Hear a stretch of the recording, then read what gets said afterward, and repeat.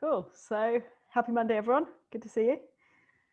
Awesome. Let's get started. So Scarbeck's out today. He'll be back tomorrow.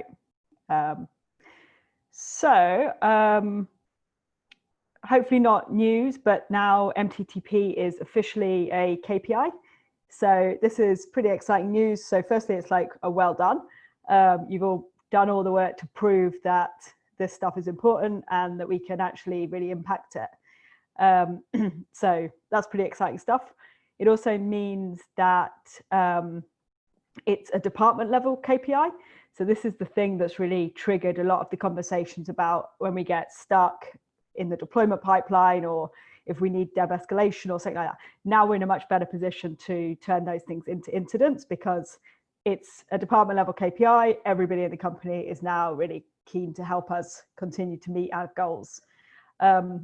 So if people question you, like if you have any trouble with things like dev escalation, or you're just blocked in some way, and whatever your blocker is, if it impacts MTTP, by all means, go ahead, incidents, escalate, whatever you need to unblock that, right? So that's the really good thing about having it as a KPI as well. And as we talked about a little bit in the past, the number will stay at 24. Our Q3 OKR to remove the kind of manual steps in the deployment are the things that we'll do before we consider dropping that number down. So making good progress, but yeah. So most of this is well done to get something into company level. So Robert, spikes. Yes, so looking at that chart that's linked in that page, I noticed that it always spikes on the Monday, which makes sense because we don't deploy anything from that gets merged on a Friday, and then there's 2 days, but that's still kind of unfairly, I would say, affecting our average. So I'm not sure if there's anything we can do about that. I don't think Alessio's suggestion of not merging on a Friday is a serious one, but yeah. You could deploy on a Sunday. Yeah. I think you're definitely right. I think at this stage, I don't think it matters too much. So what we tend to look at is the trend. So the fact that we never deploy over the weekend, it's just factored into the trend line as it is. But yeah, you're right. It looks really spiky if you look just week by week. It will certainly be an interesting one. I guess there'll be a point in the future where we will hit the kind of the maximum MTTP that we can hit. I don't know what it'll be, but that spike will probably be the thing that determines like MTTP can never go below 10 or whatever the number ends up being. Yeah, it's an interesting graph because there's an obvious spike on a Monday, and then Tuesday, Wednesday, Thursday, it's all under like 11 hours or so, which I feel like is a pretty good. Yeah, definitely. Yeah. I remember having this conversation with Marin back in the past, and we said that it should be MTTP across the day we are allowed to deploy. So we should remove basically weekends or Christmas or things like that from the math that calculates this. But then having this in CSense is so hard because so many people are involved, and changing the dashboard is a nightmare. So we say, I mean, we know what does it mean. If it's gonna be a problem, then we can either change the definition or rule that Monday are excluded because of the weekend, and we don't deploy on the weekend, or we can deploy on the weekend. Was that a volunteer? Yeah, I think it's really one of the good things. I think is we have quite a lot of. I don't think there's very many metrics that just get presented as like a fact. Like it is 11. They're almost always that comes with some sort of narrative around why. So it looks a bit messy, but hopefully it doesn't negatively impact. Like it doesn't take away from the work we're doing. Cool. And related to that a little bit is the first Q3 OKR, which basically is our big thing for Q3. And if we can smash that through, we should see quite a big drop in MTTP, which basically this OKR should remove some of the, or hopefully all of the manual decision points in the auto deploys. And then we'll definitely be revising our goal down a bit. So have a look through that stuff as well if you haven't already. So find you the links.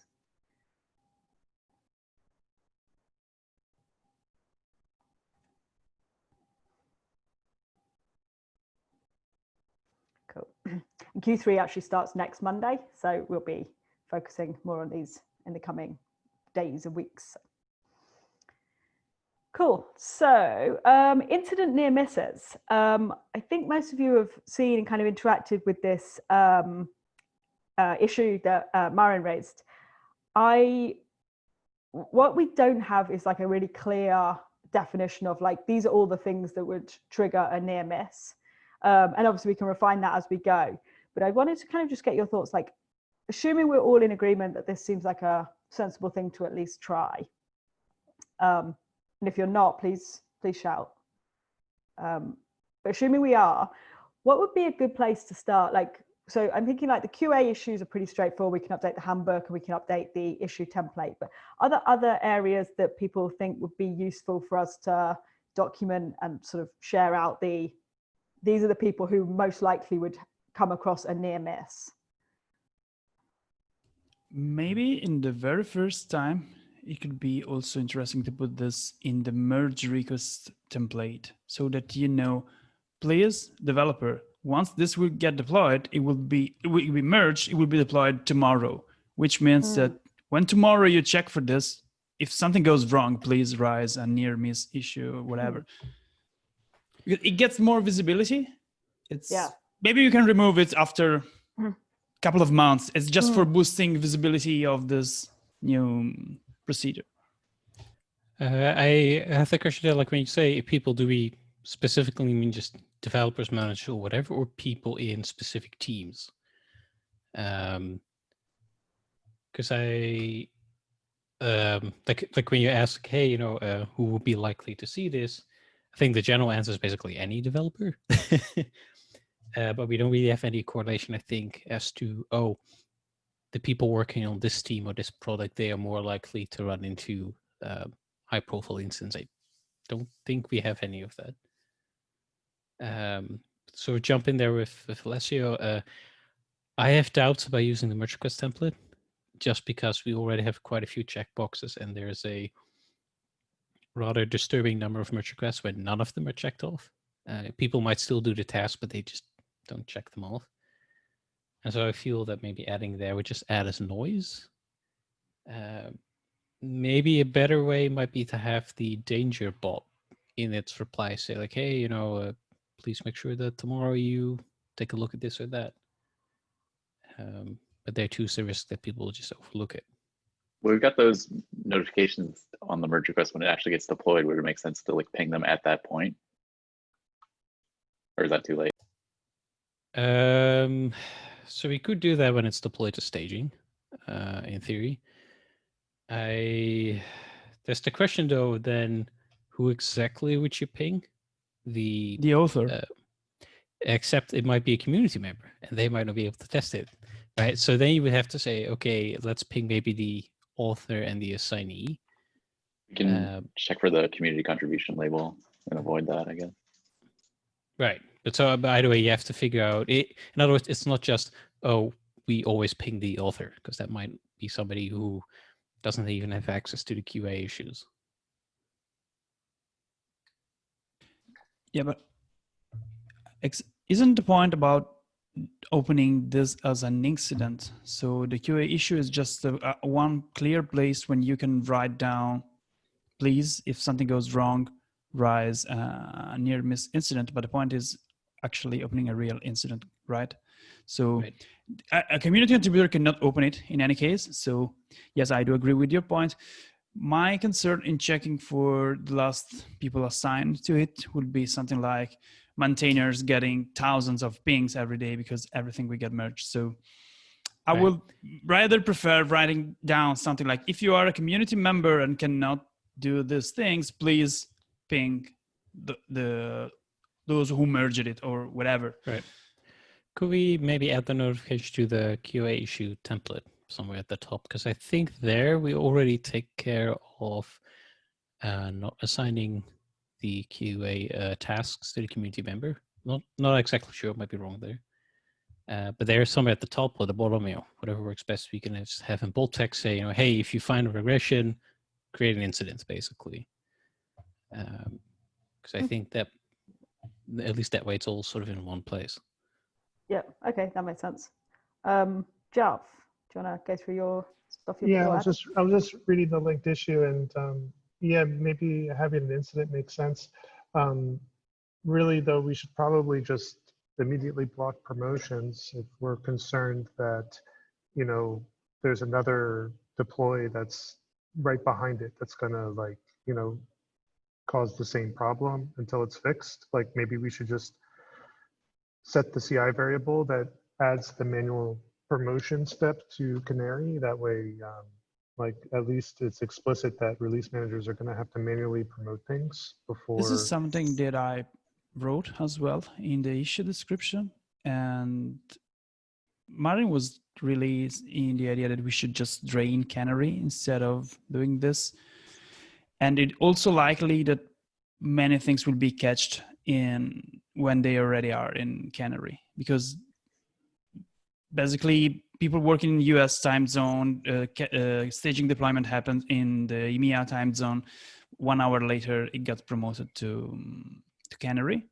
And 1 hour is just a fixed time, but if you think about deployment plus running QA, it's more or less 1 hour. So it's more likely that we will discover this after it reached Canary. Yeah. But yeah, I was in the same idea of moving the checks before, so that when we promote to Canary, at least we check if we have open incident or things like that. But it was a bit dismissed in the discussion. So yeah, I mean, disabling Canary is the same as adding the manual promotion anyway, right? You set it in, it sets it to maintenance, and then it'll still get deployed to, but it won't take any traffic. So maybe the action then should be, I mean, I think like empowering devs to disable Canary may be even a good thing to do.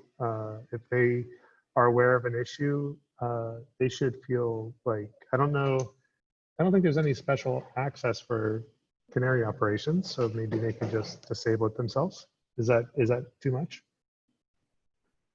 I mean, in theory, I like the idea, because if people find problems caused by their code, it makes sense that, you know, they sort of trigger the right systems.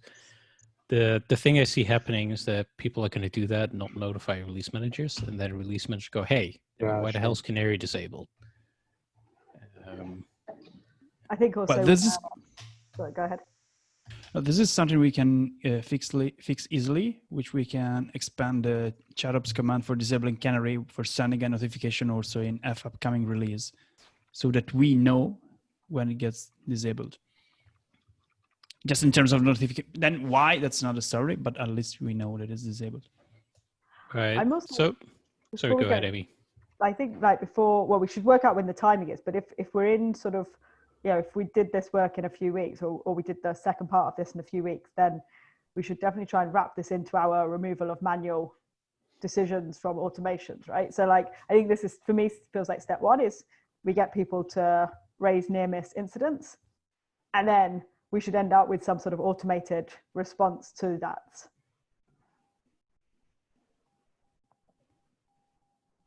Yeah, I was going to say, I agree. Like, let's just start with a notification somewhere in the QA issue saying like, hey, if you find a problem, create an incident. And then from there, we can see how to automate. Because I can see some people making the argument that, you know, regular developers should not be able to disable Canary for like compliance reasons, quote unquote. I say quote unquote because obviously there's no rule that says you can't disable Canary, but people might argue, hey, that means you have production access, thus, you know, all sorts of other things.